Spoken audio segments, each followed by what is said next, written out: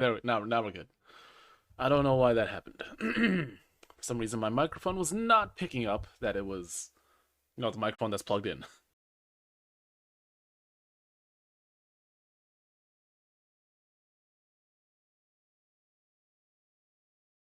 Time to rank all the floating platforms in the Fungal Wastes.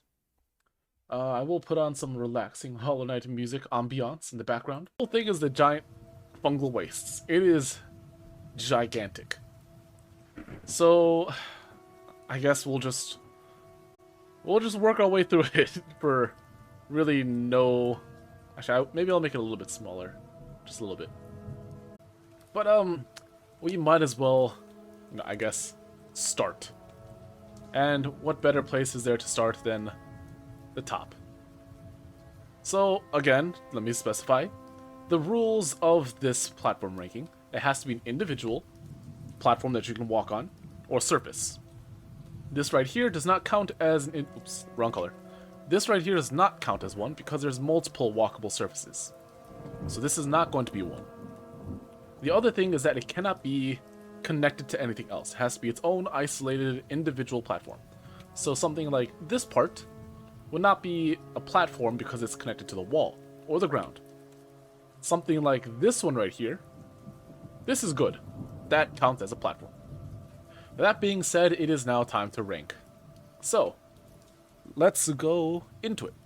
Obviously, this is where you come in, I guess, usually. This is like the main entrance. And immediately upon walking in, you'll be greeted with these guys. And, a bunch of other things. So, I think for the first platform that you might see is probably either this one here or that one there. It's probably one of these two things. So, I think both of these should get a 7. Just because, this is a new area, it tells you, hey, welcome to the area. Would you like to see the platforms that we have around here? They're pretty nice, I like those. So, likewise, so on and so forth. Also, take it with a grain of salt. I'm trying to look at this from a both, speedrunning standpoint as well as a casual standpoint. So, if a certain platform has good speedrunning, like, oh, you use this platform for a certain thing, or you use this platform for, I guess just good movement options, it might score higher. Right here, like almost right in the middle of the screen, I want to give that one a 6.5. And the main reason is because this platform is also a very good indication for speedrunning. Because when you first speedrun, you drop from here and you go straight down. And then you will encounter this platform. Usually, you don't have the Mantis Claw yet. And so you can just kind of hug the wall right here and then dash this way. But there are times where you might forget or your spacing is a little bit off and you will land on the platform instead. It can get a little bit annoying, but it's nice because it tells you, okay, there's a pool of acid right below me and I need to dash. So it's a nice marker. This one's a 5 as usual. This one, however, it doesn't really have a point. I don't know why they put it there. This is going to be a 1. Because, think about it this way, right? Most likely, you're coming from this direction. That's where you're coming from. And this is where you're going. For what purpose would you ever have to continue towards the acid just to go back? There's really no purpose. So I feel like this platform in of itself is just kind of not good. They could have just removed it and nothing really would have changed. So I think that kind of deserves a 1. It really is not good. Kind of similar for this one. Right here. This little platform right here. It's just kind of there. The only purpose why you would ever go down here is because if you didn't know where you're going, and then you go here first, before realizing you had to get over there, so instead of going there, you go back up here to go there. Or you dash across. But there's really no other point in, this platform either. So I think, yes, there is a slight benefit, and when I say slight, I mean like, you might just want to go there for fun. But outside of that, I don't really see a point, so maybe this one will get 2. I think a 2 would be nice. Pure 7. Not bad. I'm not gonna lie, I completely forgot this platform was there. I, I only saw it as I was thinking about this platform, and I noticed there was one here, and I was like, wait, how long has that been there? So I think because of that, I want to give it a 3.5. It was so forgettable, I didn't even notice I was still there. So I think it's well deserving of a 3.5, in my opinion. Now, the intended purpose is not going to the right. It's actually continuing going down. Towards the right, there is the City of Tears. We'll get to this part a little bit later, but for now, we have to deal with what's below us. So I will shove everything up quite a bit. There we go. And we'll continue on in our little adventure. This platform. This is the platform. Or at least, for me it is. For most speedrunners, this is actually not that important of a platform. Well, sort of. It's important, but it's not as important for me. For most speedrunners, they will stand right at the edge of this. Just so that this guy can shoot out his little explodey boy.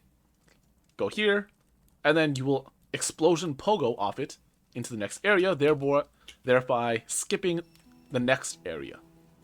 However, for me, the way that I do it on current patch is that I have to use 3 fireballs.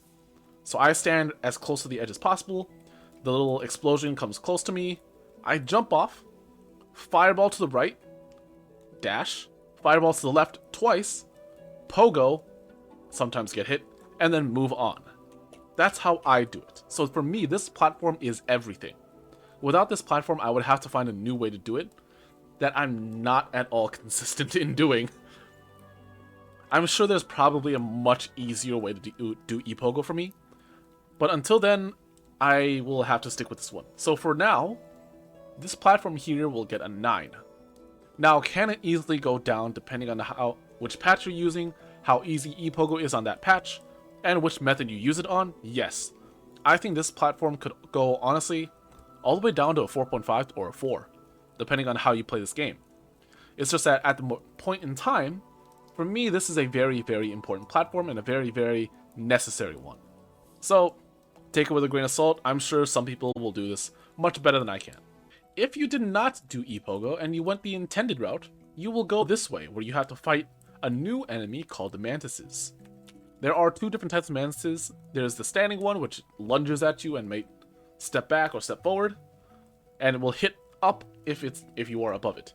The other type of mantis is the flying mantis. These ones are much smaller, and they will jab at you and, hover around you if you get too close. Outside of that, this is the only platform in this, I guess, room. And this one, it's just kind of there. Like the other ones, I'm going to give this one a 5.5 just for the fact that it's a large one. And because this is lore. That's really the only purpose of it being there. And even then, without this platform, you can still reach up there because there's a pogoable thing right here. The little mushroom boys are there. So, it's just kind of there. I just like it. That's really about it. This platform, this one's just a 5. It's just necessary to climb out. And that's it. Oops. That doesn't count as a platform. This does not count as a platform. But this one does. This one does count as a platform. However, unfortunately, for this platform's sake, it might as well be almost completely useless.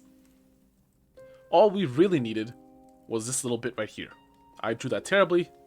This little area right here, that's all that we actually need. Because if you have the Mantis Claw, you will climb up here. You will jump off, dash to get here, dash here, after sliding down, and you climb up. And then you will climb up here, dash over there. This entire walkable surface here is honestly actually really bad. And the main reason is because of the explodey boy.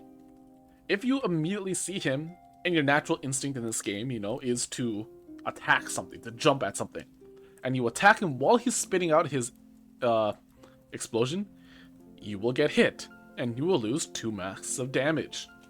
This is a brutal platform. I want to give this one a 3.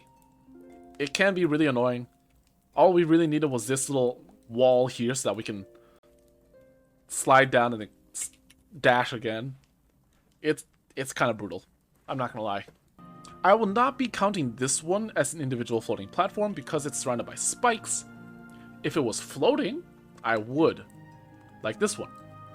The main purpose of this one is simply, as you enter this area, you dash here, and then you dash here, and you climb up and around it. That's mainly teaching you how to use the Mantis Claw effectively. So this is now like the tutorial.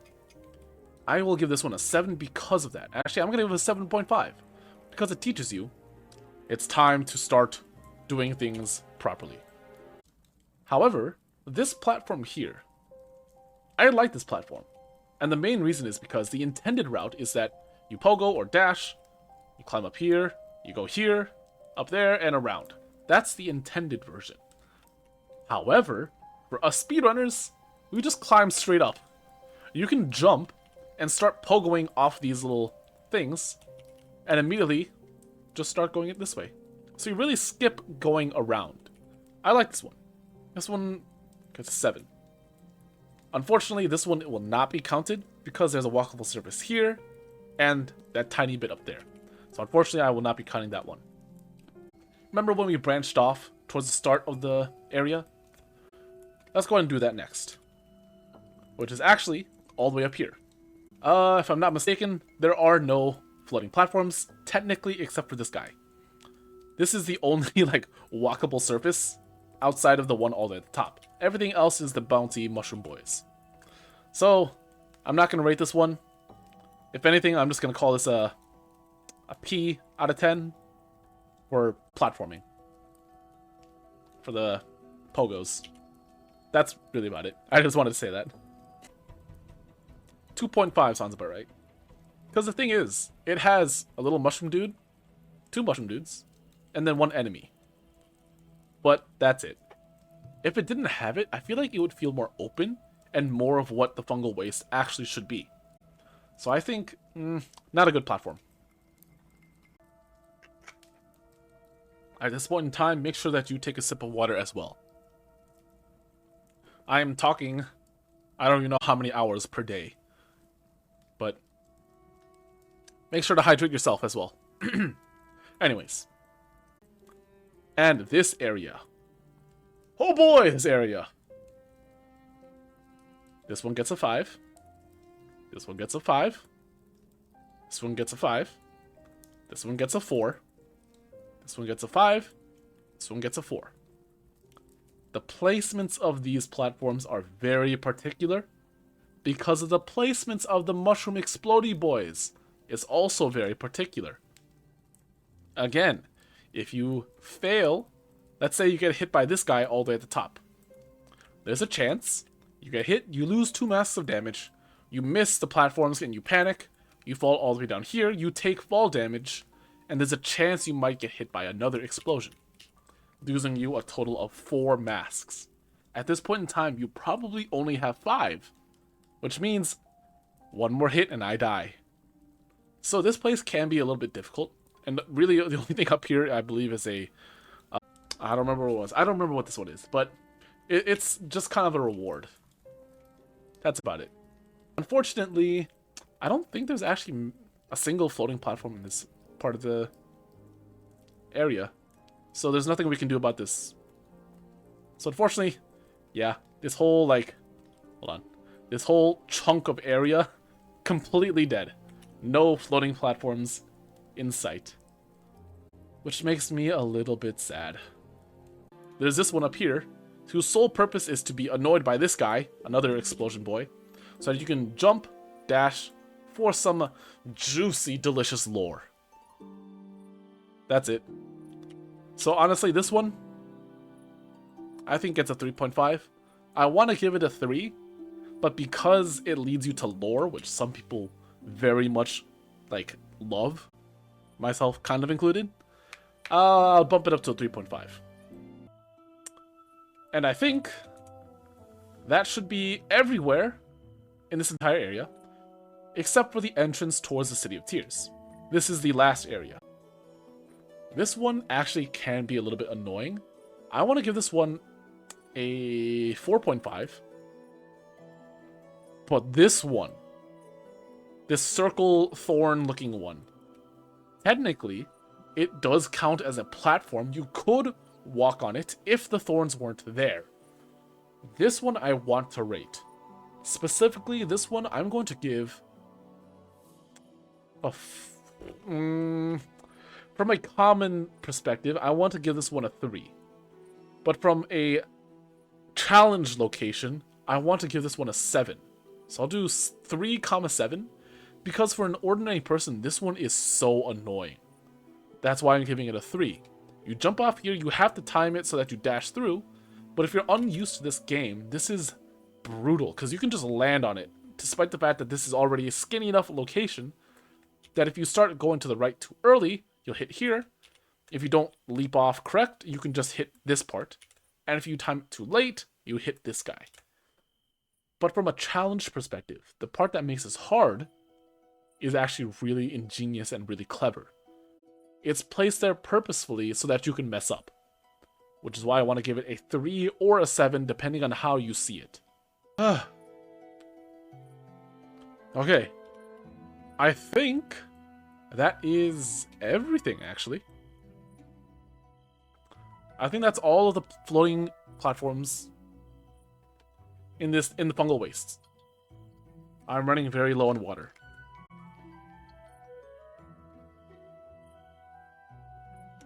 I might need to get some more soon. And that is Fungal Wastes.